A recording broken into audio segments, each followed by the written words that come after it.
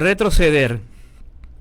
Ayer hubo paro sin movilización y a la madrugada se comenzó a aprobar la reforma laboral en un país que no solo se va quedando sin movilización, sino también sin derechos, sin reacción masiva, sin referentes que lo defiendan, sin ideas, sin proyecto alternativo, sin una narrativa donde poner las palabras que digan mínimamente ¿qué carajo le pasó a este país?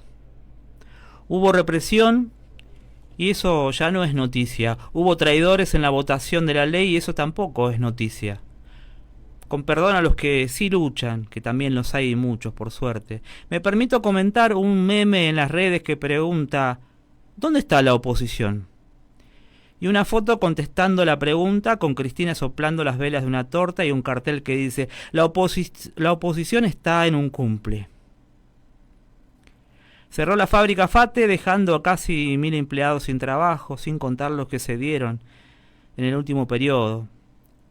No hubo escándalo por la noticia, ni indignación masiva. ¿Qué palabras usar para todo lo que no sucede? ¿Desconexión tal vez? ¿Somos simples observadores de la realidad? Antes, muy antes, en nuestras viejas victorias, me recuerdo cantando y ya lo ve,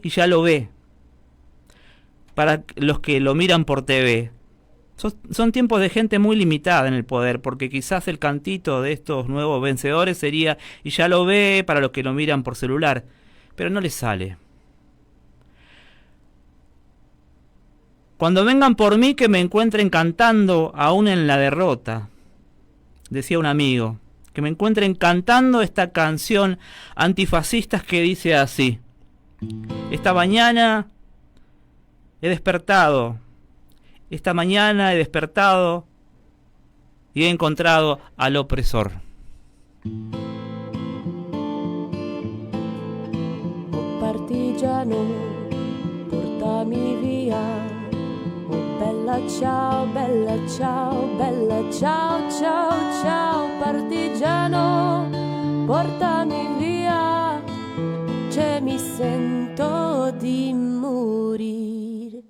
E se io muoio da partigiano, oh bella ciao, bella ciao, bella ciao, ciao, ciao. Se io muoio da partigiano, tu mi devi seppellire e seppellire sulla montagna.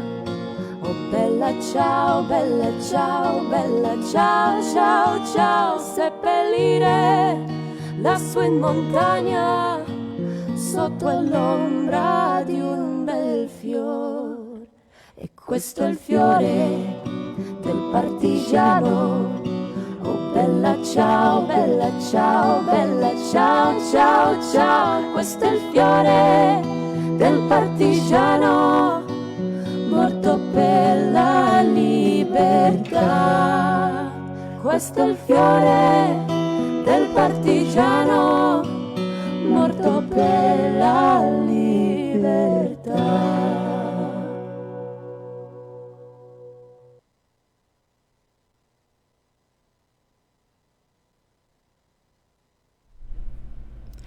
Bueno, acá estamos en este viernes, en este programa radial llamado Por Suerte es Viernes, hoy de una manera especial y de alguna manera hay que empezar a, ¿cómo se diría?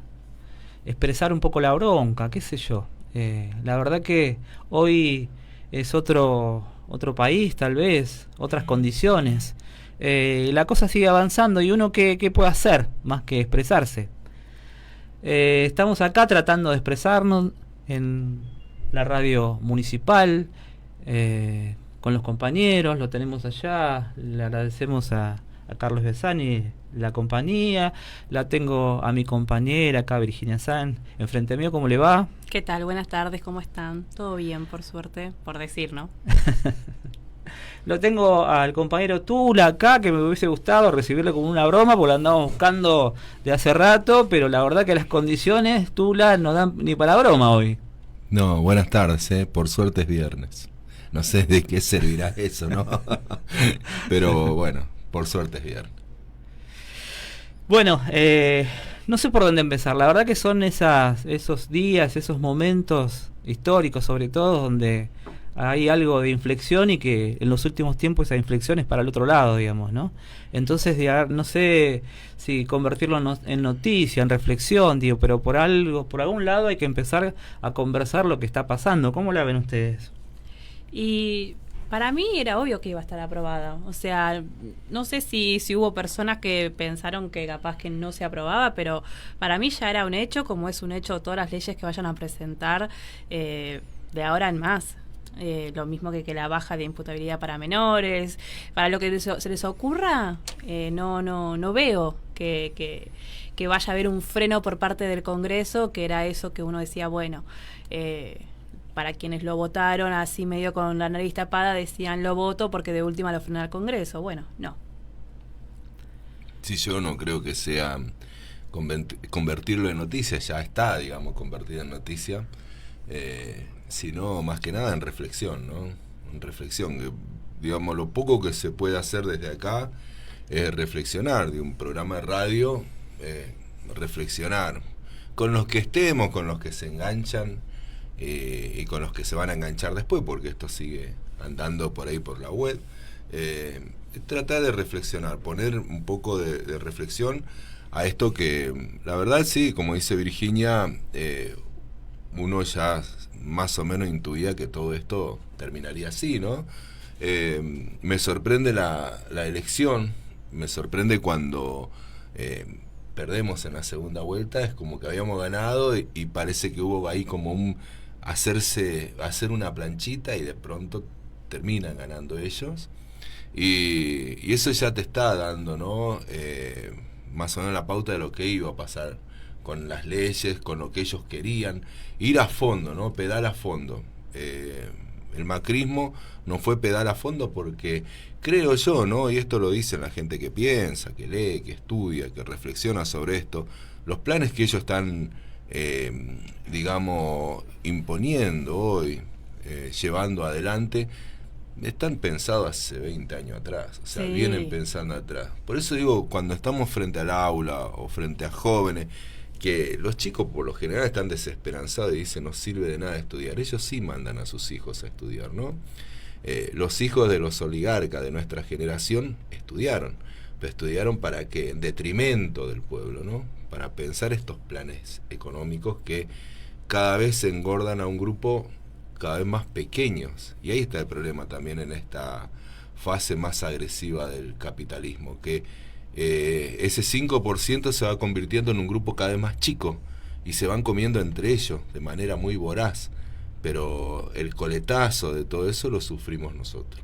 Digo, lo que comúnmente se llama la clase media, la clase trabajadora, los indigentes, todos sufrimos este coletazo, mientras esa pelea continúa, digamos.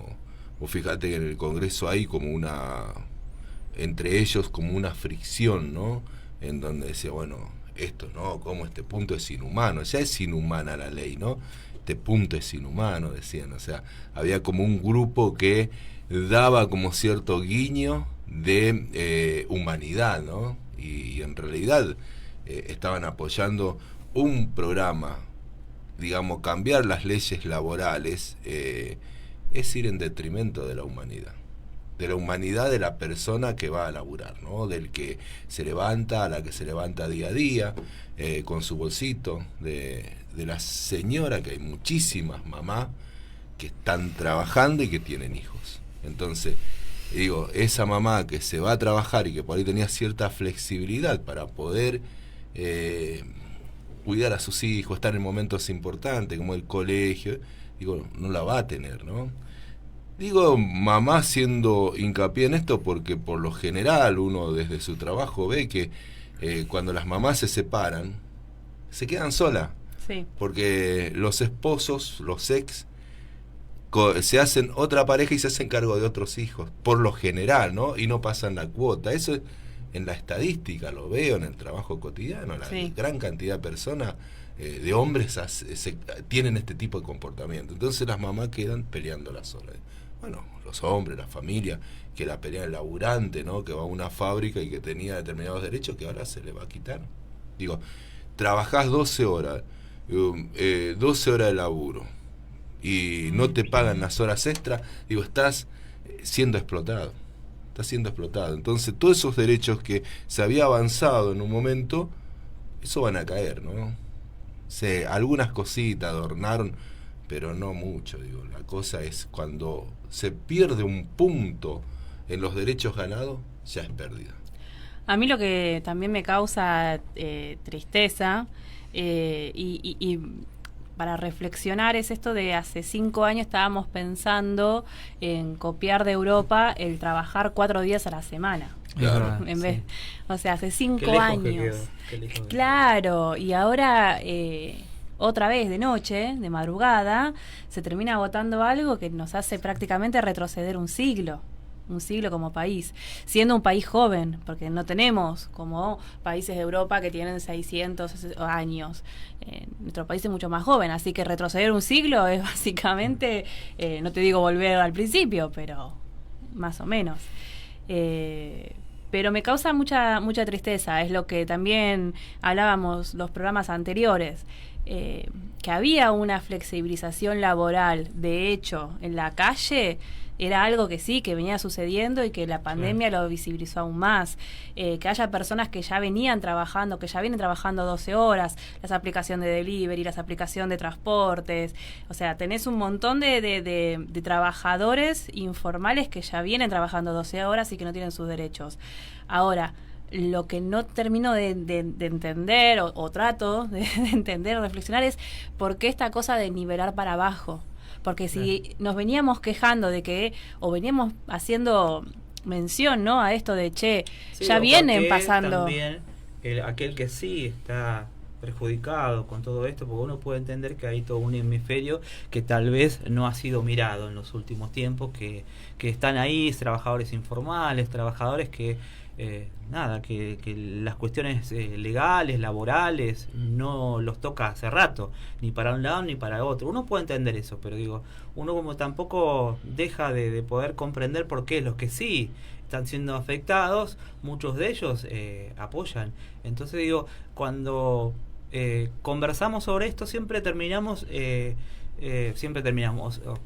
gira los estados de ánimos, digamos, ¿no? De esto, y me resulta tan ambiguo esto, que coincido con usted, digo, ya no es una sorpresa, pero al mismo tiempo, digo, hay como una repregunta, digo, como que todo el tiempo parece que está, no, por lo menos a mí me sigue sorprendiendo que no sea sorpresa, digamos, ¿no? Y después por momentos no.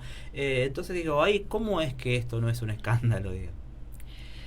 Sí, a ver, creo que no es un escándalo. En principio, quiero creer que es una suerte de pensamiento mágico de las personas, como a mí no me va a afectar hasta que les afecte. Pero en ese sentido, igual lo que estoy viendo en los últimos años es cuando les afecta, tampoco lo relacionan con el gobierno, sino que lo relacionan con el de al lado, que es un trabajador, claro, o una trabajadora. Claro. Entonces es como, o peor, o sea, están esas cosas de, bueno, ¿no? Ese el karma, o no sé, o el destino, o lo que vengo a aprender en esta vida, y es como, no, me parece que está bueno si vos tenés ese tipo de creencias, pero por lo general, nada. El tema de las posibilidades, oportunidades que tenés en tu vida también están bastante determinadas por el país en el que vivís y las condiciones que ese país está afrontando en ese momento. Y yo quise traer algo que pude leer hoy y me ayudó bastante a como abrir una rama, ¿no? Esto de que me deben haber escuchado, esto de plantear cómo es que la gente votó en contra de sus derechos. Pensaba en lo de FATE.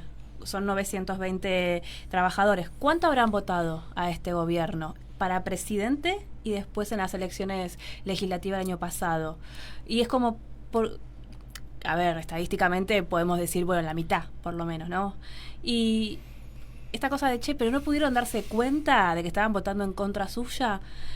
Y me encontré con una publicación en Instagram de la cuenta que se llama Psicovincularnos, que dice: ¿por qué alguien está dispuesto a perder derechos con tal de que el otro pierda más? Cuando el odio se radicaliza, puedo destruirme con tal de destruir al otro. No se busca justicia, se busca aniquilación. Aparece la lógica infantil, si yo me hundo, pero te llevo conmigo, así que igual gano. Cuando un proyecto político logra instalar un enemigo, el sindicalista, el feminismo, el Estado, ese enemigo pasa a condensar todo lo que frustra. Freud habla de la pulsión de muerte. La pulsión de muerte como esa tendencia a la autodestrucción que se puede volver contra el yo o contra el semejante. En la política del mundo actual vemos algo parecido. El odio organizado puede llevar a sujetos y colectivos a sostener políticas que lesionan su propio bienestar con tal de sostener la fantasía de aniquilar el enemigo. Y lo más complejo es esto. Muchas veces esa posición da identidad, da consistencia. En contextos de precarización y desamparo, eso pesa más que el cálculo económico. Y ahí es cuando dije, se abrió como una ventana, ¿no? Para tratar de entender esto, ¿no? Que lo hemos visto a lo largo de todos estos meses, desde que asumió este gobierno, empezando por jubilados que lo votaron para que meta presa a la chorra, y está presa la chorra, y ¿vos cómo estás? ¿Mejoró tu calidad de vida como jubilado o jubilada? No. Lo mismo con los discapacitados, lo mismo, o sea, con diferentes partes de la sociedad, y me pasaba esto de no entender por qué lo votaron, y por un lado era como yo también tenía esa cosa de decir, bueno, se equivocaron en presidenciales, va a cambiar a la legislativa. Pero ya desde el año pasado, con los resultados, a mí me dio como esa cosa de, no, acá hay algo más, porque no puedo, o sea, hay algo que yo no estoy entendiendo. Y me faltaba quizás esto, que bueno, quizás. Sí, yo les pregunto, y especialmente a Tula, digo, ¿estaremos en los tiempos del resentimiento, la venganza? Yo creo que se fomenta el odio permanentemente, ¿no? Un poco decías en esa cuenta, ¿no?, que leías, y hablabas de las terapias alternativas y todo este discurso del sanar, ¿no? Ay. Entonces, el sanar tiene que ver con esto de, bueno, vos podés buscar en tu voluntad, y hay mucho discurso dando vueltas sobre eso. Autoayuda. Video de autoayuda, libros de autoayuda, digo, es lo que más se vende, los libros de autoayuda. Si no, pregunten en las editoriales, ¿no? Y eso ¿qué hace? Apuesta a lo individual, nos va separando, nos individualiza, ¿no? Se arma todo un contexto de individualización, y entonces parece ser que después esto aparece el discurso de sé tu propio jefe, y pasa que sos monotributista y andás con una bicicleta 12 horas para poder llevar el mango a la casa. Entonces tu propio jefe termina siendo tu propio esclavo, sos esclavo de vos mismo. Y entonces cuando pasa eso, en los momentos de frustración, vos, cuando estás organizado, vos tenés a alguien a quien reclamar. FATE tiene a los empresarios, los trabajadores reunidos, mal, bien, como sea, no importa, tienen a quien reclamar. Pero esa persona que pasa con la bicicleta, con la motito del pedido ya, que es patrón de sí mismo, cuando las cosas le van mal, no tiene a quien reclamar, y ahí cae en la depresión, ¿no? Entonces, digo, yo sin ponerme conspirativo, está organizado, sí, un discurso. Y también lo otro, ¿no? Hay que ver el contexto. Cuando uno mira la historia del pueblo trabajador argentino, no vamos a ir a los otros pueblos, ¿no?, de países limítrofes, sino el pueblo trabajador argentino. Cuando uno mira la historia, hay una historia tremenda de organización y de lucha, ¿no? Se han logrado muchos avances en cuanto a las conquistas de derechos laborales con sangre, ¿no? Sangre y fuego, lucha. Uno mira la historia, a principios del siglo XX, los anarquistas, los socialistas te pueden discutir, fuimos los primeros, pero para mi forma de ver, fueron los anarquistas quienes salían a la calle y conquistan derechos. Después, Perón en la historia, ¿no?, en el Ministerio de Trabajo y Previsión Social comienza a dar derechos, y comienza toda una avanzada, que después había que empezar a desacelerar y a volver hacia atrás. En un pueblo organizado se necesitó mucha sangre para implementar el terror en la sociedad. Digo, la última dictadura es un quiebre en las organizaciones, porque implementa el terror. Lo que queda después queda desorganización. Y queda una organización obrera deshilachada, por decir de alguna manera, pero aún así, en el 79, en uno de los momentos más álgidos de desaparición, la CGT le clava un paro a la dictadura, ¿no? Empieza a trastabillar la dictadura. Y se va por el movimiento obrero, no se va por Malvinas. Entonces, digo, tenemos un pueblo cada vez más desorganizado, pero siempre hay como pequeños focos de organización. Pero en el medio se necesitó mucho terror, y esto, digamos, León Rosisner en todos sus trabajos habla del terror implantado por la dictadura, y él lo decía literalmente, ¿no? Este terror implantado por la dictadura vamos a tardar generaciones en sacárnoslo de encima. Y entonces ese terror, ¿no?, manifestado en yo no creo en la política, todos los políticos son los mismos, los sindicalistas son lo mismo. Digo, creo que más de uno que estamos en esta mesa hemos repetido en algún momento eso, cuando éramos jóvenes, rebeldes, ¿no? Y levantamos bandera, no, el peronismo es esto. Claro, pues el peronismo que teníamos nosotros era el menemismo, ¿no? Era entreguista. Entonces, claro, no creíamos en ese peronismo. Entonces, todo eso es, y vos fíjate que es a partir de la dictadura para acá. Antes de la dictadura había organización peronista en los barrios. El barrio estaba organizado, la comunidad organizada. El terror, digamos, nos puso en otra vereda.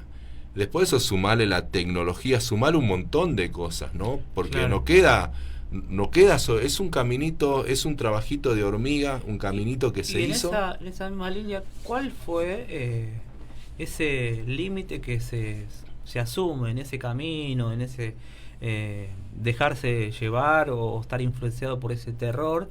Que digo, la pregunta tiene como dos cuestiones, digo, digo, vos tenés conocimiento, digo, en psicología, pero también transitas el ámbito sindical, digo, ¿no? Uh-huh. Entonces digo, ¿cuándo fue o cómo fue que pasó que aquel que quiere ser patrón de sí mismo lo lleva como al extremo, digámoslo, al extremo de sentir que es estar orgulloso de bancársela solo, por ejemplo, de que aunque trabaje un montón, yo soy dueño de mis horarios y en realidad trabaja el doble? Claro. ¿Hasta dónde es que deja de ver que, por más cuestionable, ponerle que vamos a aceptar sea cuestionable cierta no sé, visión sindical o organización, ponele, pero digo, ¿hasta dónde llega esto al extremo que deja de sentirse protegidos por aquellos que tal vez lo protejan? Una misma organización sindical, un mismo afiliación a un colectivo, digo, tiene un cuidado ahí sobre el trabajador, más menos, pero está, y deja de pensar en eso para desprotegerse a sí mismo, autodestruirse, un poco lo que planteaba hace un rato Virginia, ¿no? Como un extremo de estas ideas libertarias, vamos a decirle. Yo no creo que tengan que ver con la libertad, pero sí con la autodestrucción, parecería. Bueno, ahí están los discursos que se van apropiando, ¿no? Por ejemplo, el color, alguien de acá se pondría una remera amarilla y la dudaríamos, ¿no? Se van apropiando de los colores, libertario, ¿no? ¡Viva la libertad, carajo!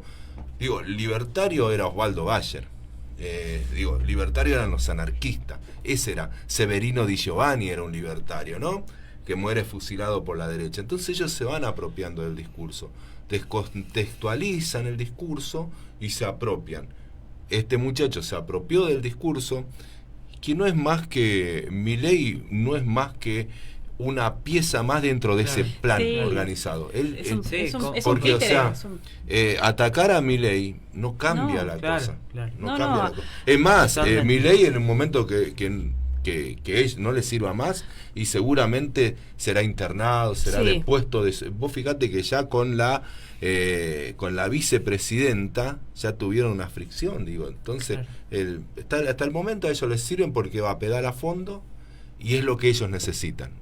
No se animó, nadie quiere pagar los costos políticos de estos planes. Bueno, pasa que para empezar él no es político. No tiene una carrera, o sea, la carrera política de Milei empezó en el 2021, en 2020 o 2019. Bueno, pero vayamos a la definición estricta de política.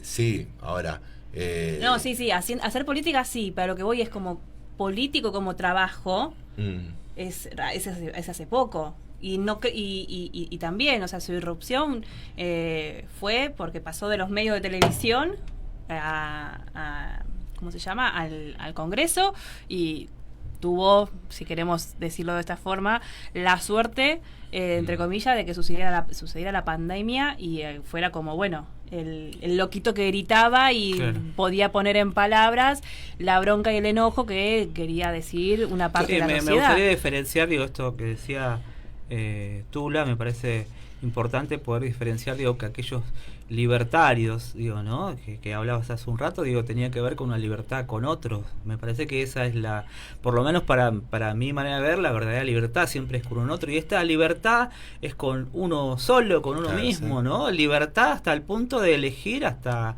cómo quiero morir, porque en realidad es la autodestrucción, te lleva a eso. Es el engaño, ¿no? Es el engaño al ahí está la perversión, ¿no? Volviendo, poco lo citabas a Freud, ¿no? Cuando Freud habla de la perversión. La perversión está en ese juego de hacerte creer una cosa y es otra. Entonces, el trabajo los hará libre, decía en la entrada de los campos de concentración nazi. Sí. Y era el holocausto, ¿no? De todo un pueblo. No solo de un pueblo, de varios pueblos, ¿no? Y de los que se llamaban las minorías. Entonces fue el exterminio. Ingresaban en los trenes, el trabajo los hará libre. Y la dignidad, ¿no? Era esclavitud. Es que aparte para mí, a ver, se llama La Libertad Avanza justamente por el contexto donde nació, en donde estábamos encerrados. Y él hablaba de, teníamos que ser libres, él hablaba de libres, no como liberal económico o como liberal político, sino de banalizando la pandemia. O sea, hablaba de eso, de la libertad avanza, de que nos ponen, que nos encarcelan, como llegó a decir, en nuestras casas. De ahí sale la palabra el discurso de libertad. El discurso de los tejanos, ¿no? Los tejanos que decían quiero morir en libertad, que salían con rifles en Texas y ese era el discurso de la libertad, verdad, ¿no? Es verdad. Sí. Digo, pero tiene mucha relación con lo que vos, Virginia, venís planteando, esto de lo humano, digamos, ¿no? Porque de alguna manera, digo, en esa línea si pensamos así, dejamos de ser humanos, porque una de las cuestiones básicas del ser humano es querer vivir, y esto es autodestrucción, parecería pensado así, digamos, ¿no? Sí, es que igual, o sea, por lo que interpreté, es las personas no lo hacen para autodestruirse, sino para destruir al otro, ¿sí? Uh-huh. Y cuando les pega a ellos, o sea, cuando a ellos les sucede algo malo, como muy posiblemente también les suceda algo malo al otro, no les molesta. Prefieren pagar el precio de perder derechos, de perder oportunidades, de perder beneficios con tal de ver al otro. Y ese otro también está construido, por ejemplo, desde los medios de comunicación a principios de siglo, y después se fomentó mucho más con las redes sociales, con el ingreso del celular a nuestras vidas. Y nada, cualquiera de nosotros que vivió del 2005 en adelante viendo cualquier canal de noticias, que en esa época no eran todos de 24 horas, pero bueno, ¿cuál era el otro? Claro, el pobre. Claro. El pobre. Bueno, antes de presentar el tema musical, quería decir que Sebastián Sergi mandó un mensaje, dice: votaron con odio, cuesta caro, tengo una vecina que se compró una casa con Procrear, pero odia a Cristina y al peronismo, y hoy le está yendo mal, al punto que le cuesta llegar a pagar la cuota hipotecaria. Pero en la última elección votó al trotskismo a izquierda, y ella no es de izquierda. Dice, gracias Sebastián Sergi por el... Gracias, sí. Por el mensaje. ¿Qué loco tiene en la cabeza la vecina? No, pero hay un montón, yo conozco un montón. Bueno, un tema dedicado al regreso de acá del amigo Tula, Gil Bien. Trabajador, Hermética.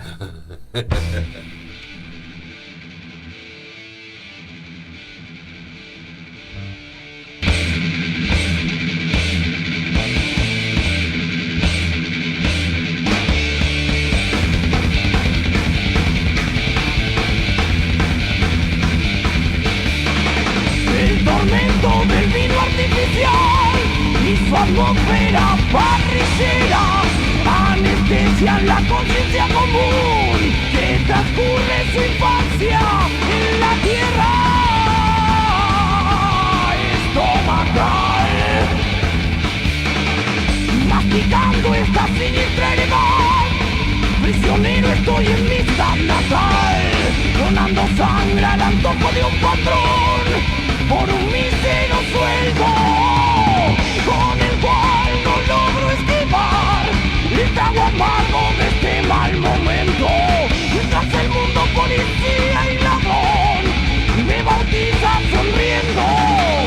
Y trabajador,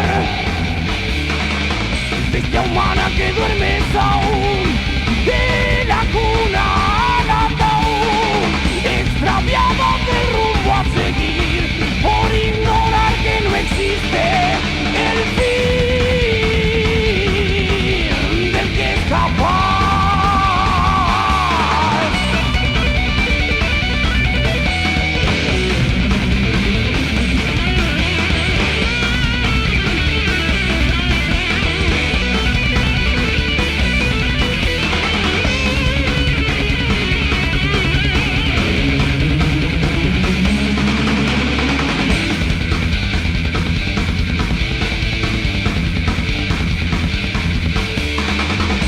Pacheco a la paternal, de Doxuda 3 de febrero, 1000 amigos con el corazón esperan esta canción para atravesar el trago amargo de este mal momento. Mientras el mundo policía y ladrón me bautiza sonriendo.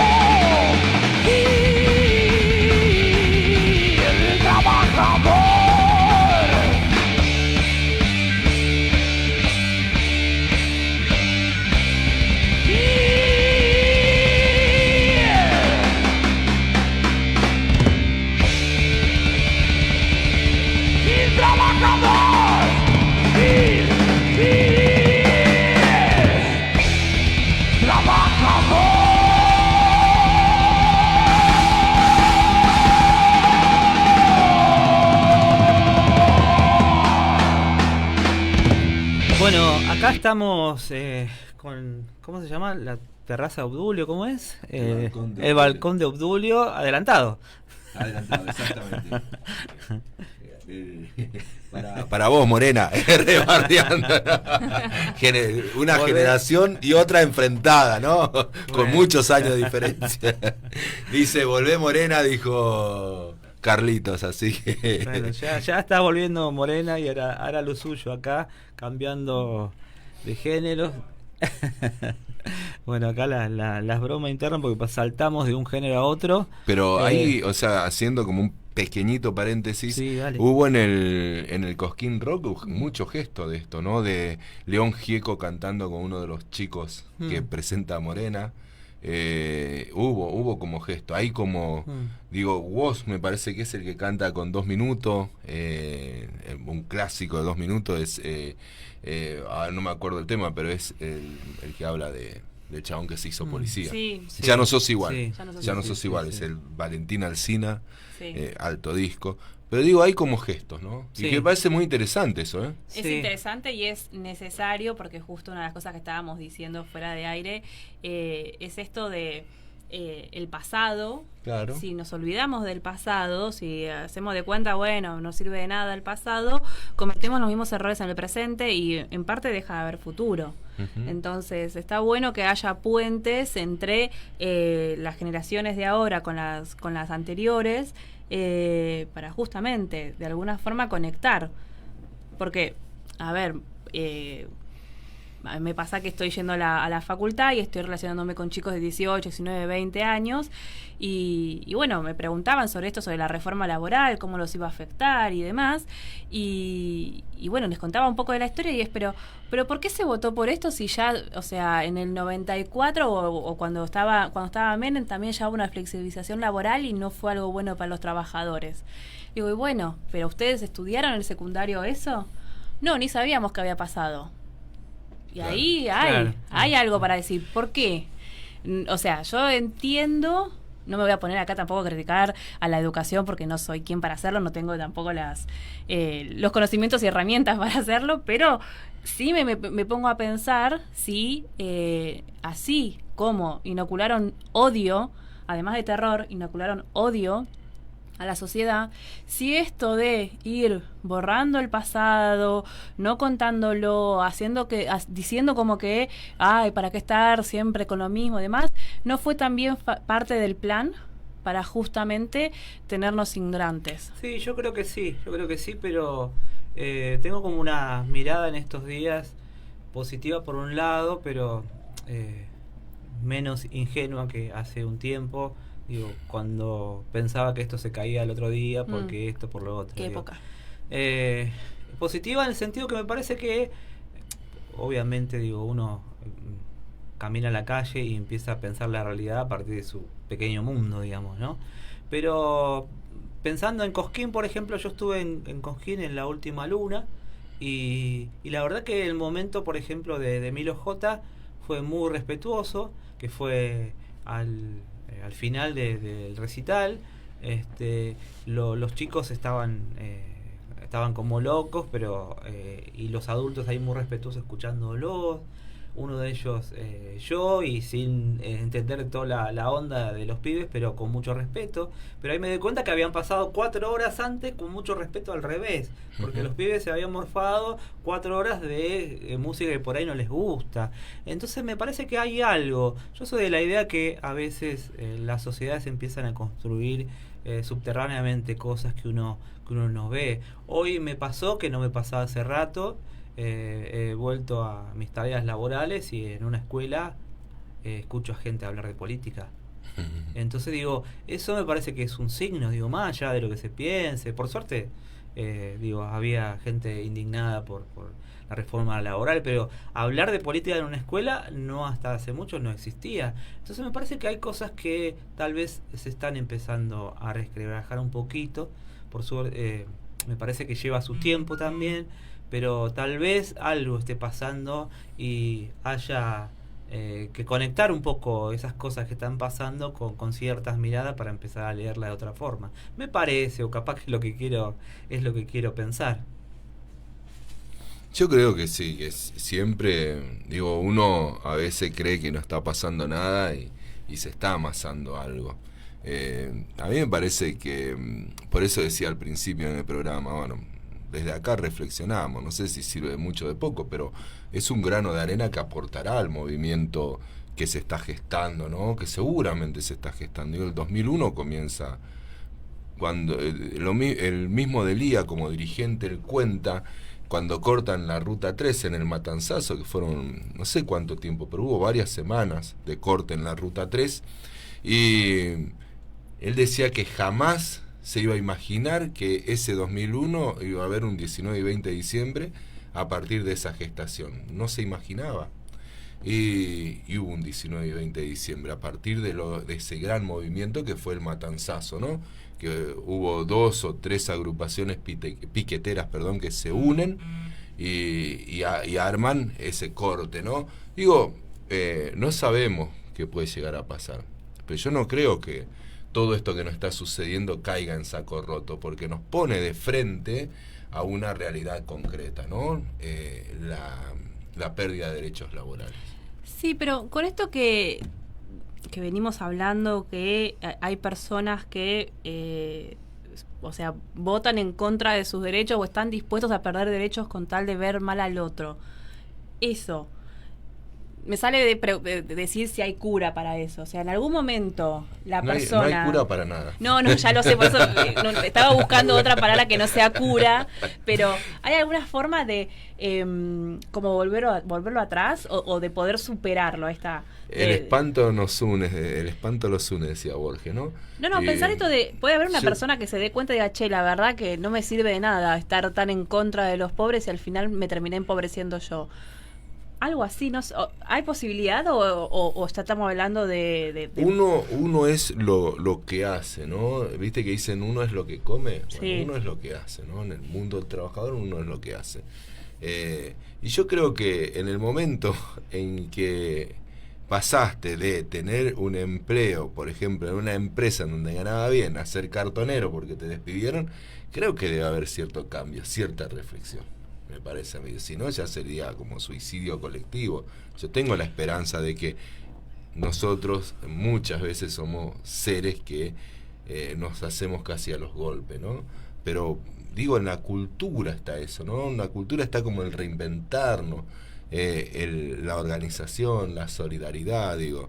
Hay momentos, por ejemplo, el 2001 fue piquete cacerola, la lucha es una sola. Sí. Y al otro día, por decir al otro día, en un ejemplo muy metafórico y llevando al extremo, ¿no? Correte, negro de M, que quiero pasar con mi 4x4. Claro. Entonces fue piquete cacerola. Pero esa es, digo, el abrazo en el mundial, digo, 4 millones de personas en la calle.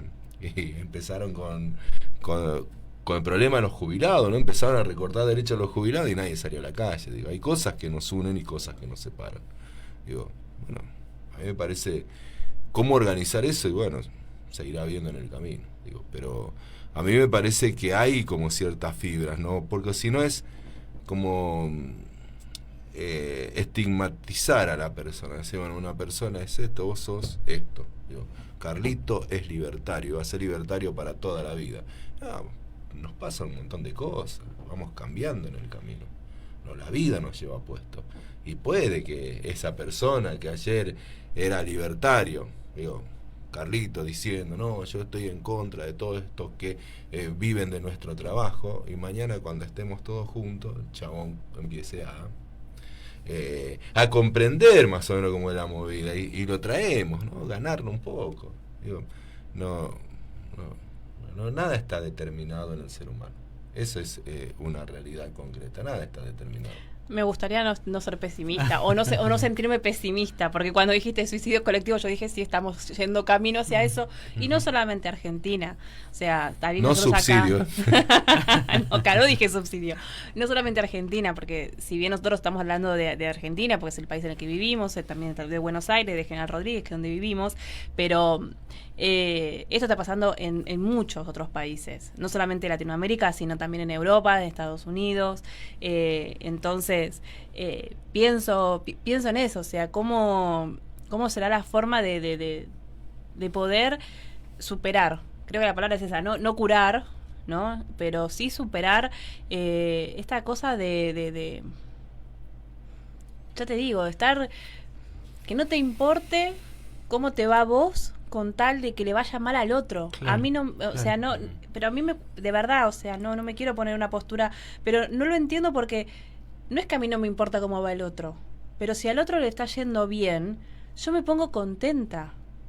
Por más de que yo esté pasando por una mala situación, que al otro le vaya bien, yo me pongo contenta, porque, o sea, somos una comunidad. ¿Cómo me voy a alegrar que le vaya mal a otra persona? ¿Y cómo me voy a alegrar que le vaya mal a otra persona que no tuvo las mismas privilegios y oportunidades que yo? Menos, no se me ocurre, pero pensar eso. O sea, soy una persona que soy súper consciente de mis privilegios, súper consciente de las oportunidades que tuve en la vida y que voy a seguir teniendo. Entonces, me cuesta eso de no sé, gente que dice, ay, no, porque está todo el día en su casa, no trabaja, tienen hijos, cobran plan, y yo digo, pero vos te pensás que, o sea, ¿de verdad vos estás envidiando de alguna forma eso? Sí, a mí se me ocurre que, y nada, son ideas, palabras simplemente, digamos, ¿no? Pero digo, tal vez la solución pensada así, tan banalmente, o el camino, no tenga que ver con los caminos que hicimos antes. Yo cada vez pienso que la política, en un sentido amplio, tal vez no tiene, en este tiempo de reconstrucción, tal vez la reconstrucción no sea haciendo los caminos que hizo siempre. Me parece que la política grande, digo, tiene que abarcar aquellas cosas simples, que es esto que venimos hablando, cómo recuperar comunidad. Y me parece que recuperar comunidad es haciéndola. Es juntarse, es conversar, es dialogar, es discutir, es debatir, es estar teniendo presencialidad.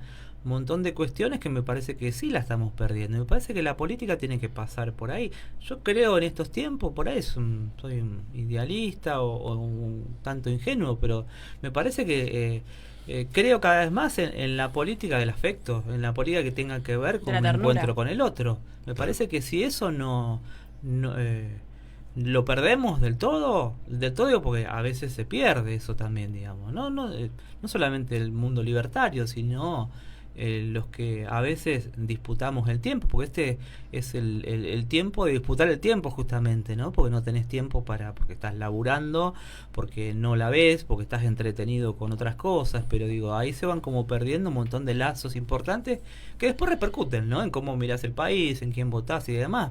Pero si perdemos eso, ¿viste? Y me parece que... Y es que si hasta ahora ya lo estábamos perdiendo, imagínate si hay que trabajar 12 horas.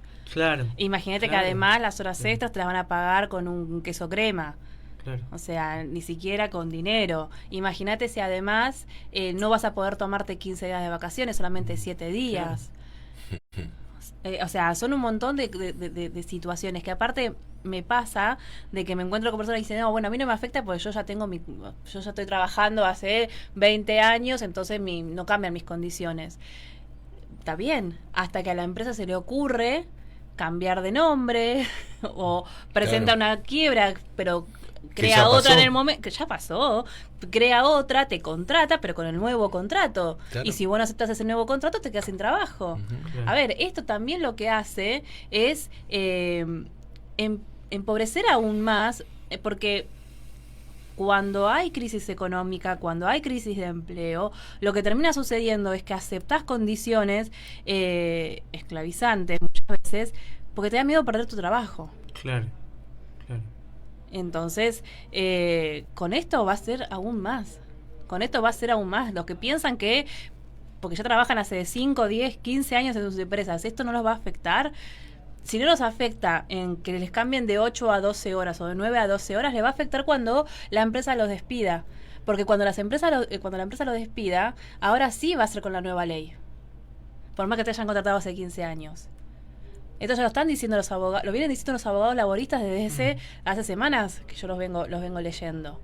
Que dicen, si se aprueba, por más que vos te contrataron con la anterior ley, si te despiden con la nueva, es con las condiciones de la nueva, que te pueden pagar en 12 cuotas. Que obviamente, a ver, va a estar la posibilidad de vos apelar y pedirle al juez que no, a mí me contrataron con la ley anterior, y ahí todo va a depender si el juez da lugar o no a tu petición. Entonces, esto no afecta solamente a los nuevos que van a recibir trabajo, afecta realmente a todos. Incluso a quienes no tienen un trabajo en relación de dependencia, porque trabajan de forma independiente, porque de alguna forma también, o sea, se va agrandando. Digo, los mismos términos que pregunta, ¿cómo recuperamos esa manera de mirar esa realidad, digamos, no? Me parece que ahí hay algo por ahí más profundo que no sé con qué tiene que ver, digo, pero digo, me acuerdo, lo único que se me ocurre, digo, como relación en eso, digo, creo que era Cortázar, que decía que, digo, si alguien te regala un reloj, no te está regalando solamente un reloj, te está regalando una manera de ver el mundo, digo, ¿no? Tranquilamente, digo, ahí las tecnologías, digo, tienen eso también, digo, un celular, si te regala alguien un celular, no solamente te regalan un celular, un teléfono, te regalan una manera de mirar el mundo. Entonces digo, ¿cómo poder recuperar una manera de mirar ese tipo de cosas, problematizándolas cuando uno mismo es el que queda fascinado por la pantalla, digamos, ¿no? Uh-huh. Ahí, viste, hay como una cuestión más, no sé, política en un sentido amplio que tal vez, haya que recuperar y tenerla en cuenta. Y para mí, una de las cosas que hay que recuperar es volver a estar en contacto con las generaciones nuevas. Los pibes y pibas están muy solos, porque no solamente ellos están sumergidos dentro del teléfono celular, sino que cuando quieren salir e interactuar en su casa, sus padres o sus padres, sus madres muy posiblemente también estén adentro del teléfono celular o adentro de los problemas económicos, adentro de los problemas de la tarea del hogar, y etcétera, etcétera. Me doy cuenta que los pibes y pibas están muy solos. Entonces, y que cuando uno le cuenta las cosas, cuando uno les comparte sus ideas, le comparte sus experiencias de vida, por más que no hayan sido muchas, o sea, capaz que le llevas 20 años nada más, pero cuando le compartís, te escuchan. O sea, quizás estábamos subestimando a la nueva generación, trasladando, o como se dice en psicología, ahora se me fue la palabra, ahora te vas a acordar, proyectando esto de, viven todo el tiempo con el teléfono en la mano, todo el tiempo con mirando mirando la pantalla, y es como, ¿y los adultos qué? Claro, perdóname. Hola. Claro. ¿Los adultos qué? O sea, nos la pasamos los últimos años proyectando en ellos y Sí, dejándolos muy tal solos. cual. Y solos en un mundo horrible porque ya soy re pesimista. Perdón, trato que no, pero ¿Cómo estás viendo esto de la soledad? Vos que estás a veces trabajando con jóvenes que están un poco al borde en situaciones complicadas. Yo leía un texto en la carrera hace un par de años, tenía que ver con psicología de grupos, de Ana María Fernández, y el texto decía: aislamiento y soledad en la ciudad de Buenos Aires, una ciudad en donde hay muchísima gente, nos chocamos en los ascensores, y decía aislamiento y soledad. Me parecía ya el título provocador. Y muy bueno el texto, ¿no? La soledad, digo, tiene que ver con esto, un poco la soledad que nos propone y nos empuja, nos absorbe a través de la pantalla, ¿no? No solo la soledad a través de la pantalla en un teléfono, sino tenemos las series, tenemos hoy un mundo de entretenimiento que está hiper relacionado y es sobreestimulado con los gadgets, que vendrían a ser lo de estos utensilios. Las tablets, las computadoras, los mismos celulares. Uno puede ver una serie a través de un celular. Entonces se va perdiendo, o sea, se ha perdido el diálogo. Y en eso, digo, Virginia decía, los chicos están muy solos. Digo, y ahí uno se encuentra en esa soledad, encuentra que si bien los gadgets vienen como a querer suturar esa soledad, ahí entra en juego la droga que en el 80% de la gente que ha atendido es la puerta de entrada a la demás droga, que es la marihuana, en esa edad, 13, 14 años. Lamentablemente a veces un poquito menos, pero ahí oscila entre esa edad. Y un 80% digo porque no tengo tabulado eso, pero cuando uno se pregunta, bueno, ¿qué es lo que comenzaste a consumir? ¿A qué edad? Y más o menos viene en esa edad de la gente que yo atiendo. Y la marihuana. La marihuana es la puerta de entrada. Después es la cocaína, en líneas generales, ¿no? Y el crack, que es la cocaína ya quemada, ¿no? Sí. Fumada, la cocaína. Entonces, todo un paso, ¿no? Y tiene que ver, hay mucho de la soledad ahí, mucho de la soledad, esos chicos chicos ya adultos, ¿no? Con sus infancias destrozadas y desgarradas. Entonces, tiene que ver, es para charlarlo ampliamente esto y no quedarnos solamente con esto que estoy diciendo, el tema de la soledad. Y ese acercar de un adulto a un adolescente, a un puber, ¿no? A una puber, es acercar, es esa pared que ellos están buscando. Ellos buscan una pared para chocar. No es la rebeldía por sí mismo, no le dé pelota, no, buscan confrontarlo. Y a todos los que fuimos papá de adolescentes sabemos lo que es eso, el confrontar. Buscan confrontar. Bueno, uno ahí es donde tiene que tener cierta cuestión para que el choque no sea una cosa brutal. Y ese paso de la infancia a la adolescencia, ese paso no sea desgarrador, ¿no? Digo, por eso te digo, es un tema interesante, me apasiona mucho, pero no queda tiempo para hablar de este tema. Nos quedan igual unos minutos más, Sí, pero siempre sí, nos pasa sí. lo mismo. quizás habría como que ya plantear y la próxima decir, bueno, vamos a hablar de esto, pero bueno, igual también nos conocemos y sabemos que es nos difícil. come la realidad también, porque el programa Sí. habla de la realidad también. Sí. Digo, yo me parece que lo que podríamos aspirar es a cerrar el programa, digo, pensar, bueno, ¿y qué hacemos nosotros, digo, frente a esto, digo, ¿no? Es para varios programas, digo, también, y nunca tal vez llegaremos a la conclusión, digo, pero pensando en el intento, digamos, ¿no? Bueno, ¿qué podemos intentar? Porque digo, la solución no la tiene nadie, pero desde el lugar de aquellos que intentamos hacer algo con la palabra, ¿qué hacemos? ¿Cuántos adolescentes o cuántas adolescentes participan de un programa de radio con adultos y dando su opinión y trayendo su música? Cuenten en esta radio, cuenten en cualquier otra radio.